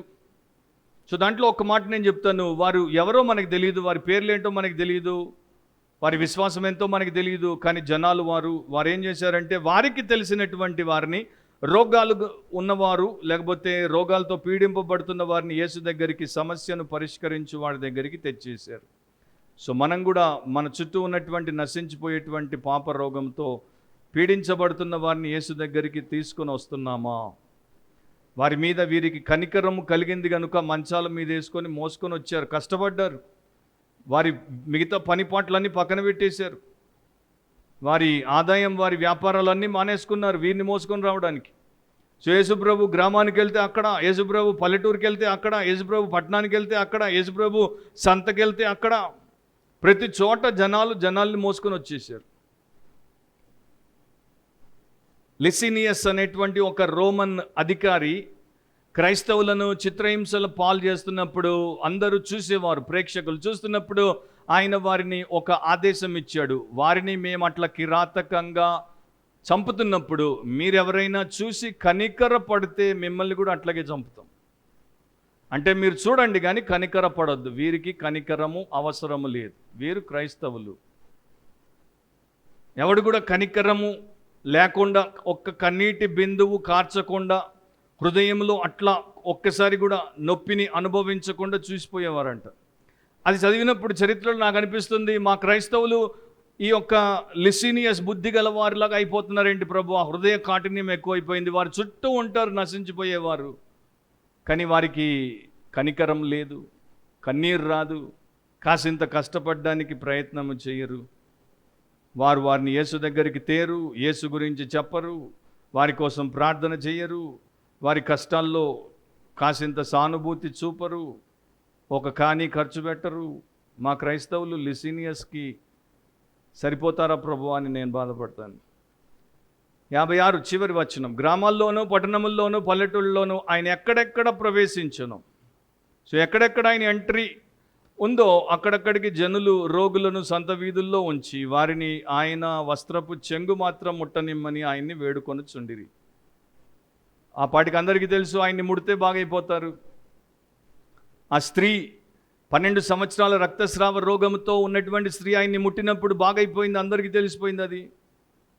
సో వారు వచ్చి ఆయన అడుగుతున్నారు, నీ వస్త్రపు చెంగు మాత్రం ముడితే చాలు, నువ్వేం చేయనక్కర్లేదు, మేం ముట్టిపోతాం అంటే ఆయన ఏమనలేదు, ఊరుకున్నాడు, వారిని అనుమతించాడు. ఆయనను ముట్టిన వారందరూ స్వస్థత నొందిరి. సో వారు ఆయన్ని ముట్టగానే వారికి స్వస్థత వచ్చింది. సో ఇప్పుడు దాన్ని మార్క్ ఎట్లా మనకి ప్రజెంట్ చేస్తున్నాడు, వారు బతిమిలాడుకుంటే ఆయన వారికి అవకాశం ఇచ్చాడు ముట్టడానికి. కానీ వారు ఆయన్ని విశ్వాసముతో ముట్టే స్వస్థత పొందారా, లేకపోతే ఆయనలో ఉన్నటువంటి గొప్ప కనికరమును బట్టి ఆయన స్వస్థత ప్రభావం పంపి వారిని స్వస్థపరిచాడా? వారు ఆయన దగ్గరికి వచ్చినప్పుడు వారిలో చాలామంది రోగం పోతే బాగుండును, స్వస్థత వస్తే బాగుండును అని వారిని తీసుకుని వచ్చారు. మంచాల మీద ఉన్నటువంటి వారిని తీసుకుని వచ్చారు. అంతవరకే వారికి చాలు. యేసు వారి యొక్క రోగముల నుండి, రుగ్మతల నుండి, వ్యాధుల నుండి వారిని బాగు చేస్తే చాలు, వారి కన్నీటిని తుడిస్తే చాలు, వారికి కష్టము కటకట లేకుండా చేస్తే చాలు. కానీ వారిని నిత్య రక్షణలోనికి తీసుకెళ్ళడానికి వచ్చినటువంటి రక్షకుడిగా ఆయన వారికి అవసరము లేదు. సో అక్కడి దాకా వచ్చి ఆగిపోయారు. ఆయన దగ్గరికి వచ్చి భోజనం చేశారు, తృప్తి చెందారు, ఇంటికి పోయారు. ఆయన్ని రక్షకుడిగా చేసుకోలేదు. ఆయన దగ్గరికి వచ్చి వ్యాధులు బాగు చేసుకున్నారు, తృప్తిగా ఇంటికి పోయారు, రక్షణ పొందలేదు. తర్వాత ఎక్కడికి పోతారు? నరకానికి పోతారు. ఈ రోజున పెద్ద పెద్ద సభలకు వచ్చేటువంటి వారు, సేవకుల దగ్గరికి వచ్చేటువంటి వారు వీటి కోసమే వస్తున్నారు. వీటి ద్వారా ఇంకొక కొంత సమయం బ్రతుకుతారు. తర్వాత ఏంటి? వీటిని ఇవ్వడానికి ఆయన లోకానికి రాలేదు. దేవుని కుమారుడిగా వచ్చాడు, లోకరక్షకుడిగా వచ్చాడు, నిజ విమోచకుడిగా వచ్చాడు. సో మనం యేసు దగ్గరికి ఈ కారణము చేత కొంత స్వార్థంతో వచ్చినా అక్కడితో ఆగిపోతే నష్టం. అక్కడితో ఆగిపోతే ఆయన తెలిసి కూడా మనం ఆయన అంగీకరించలేదు, నిర్లక్ష్యము చేశాము అని ఇంకా భారీ తీర్పు, జుర్మానా పడతాయి. So Jesus, he did not come to heal the sick, he did not come to cast the demons, he did not come to raise the dead, he did not come to show compassion on the sorrowing souls, he came to save them from their sin. And these are all the consequences of sin. So he came to root out the root cause. మనము యేసు దగ్గరికి ఎందుకు వచ్చాం? మనము యేసును ఆయన ఏమై ఉన్నాడో గమనించి, ఆయన్ని విశ్వసించి, ఆయన దగ్గర పాపం ఒప్పుకొని విడిచిపెట్టి రక్షించబడ్డామా? ఆయన నాకు ఒక రోగాన్ని తీసేశాడు అన్నదానికన్నా నా హృదయాన్ని ఏది ప్రేరేపించాలంటే, నాలాంటి పాపిని, నన్ను నేను అసహించుకుంటాడు, నాలాంటి పాపిని ఆయన ప్రేమించాడు. అండ్ నా కోసము తన పరిశుద్ధ ప్రాణమును సిలువలో కిరాతకముగా చంపబడితే, ఆయన చనిపోయి రక్తము కార్చి ఆయన సమాధి చేయబడ్డాడు, 3వ దినమున తిరిగి లేచి నన్ను పిలుస్తున్నాడు. ఆయన నాకు కావాలనుకోవాలా? సో జీసస్ని దేవుడు మనకి ఎట్లా ప్రజెంట్ చేస్తున్నాడో మనం గమనించాలి. ప్రార్థన చేద్దాం. ప్రేమగల మా తండ్రి, పరిశుద్ధుడు అయిన మా దేవా, ఈ ఉదయము మీ వాక్యమును బట్టి మీ కృతజ్ఞతాస్తుతులు, స్తోత్రాలు చెల్లిస్తున్నాం. మేము మా జీవితంలో యేసును గురించిన బోధ వింటున్నాం కనుక మేము యేసును, ఆయన ఏమై ఉన్నాడో గుర్తించి, గౌరవించి, ఆయనకి మా జీవితాన్ని సమర్పించుకొని ఆయనలో, ఆయన ద్వారా బ్రతుకుటకు సహాయము చేయమని, రక్షణ లేని ప్రతి ఒక్కరిని రక్షించమని, రక్షింపబడిన వారిని ఈ ప్రకారము క్రీస్తు ద్వారా బలపరిచి, క్రీస్తుతో అనుసంధానము చేయబడి వారి జీవితాలను ఆశీర్వదించమని యేసు నామమును అడుగుచున్నాం తండ్రి. ఆమేన్.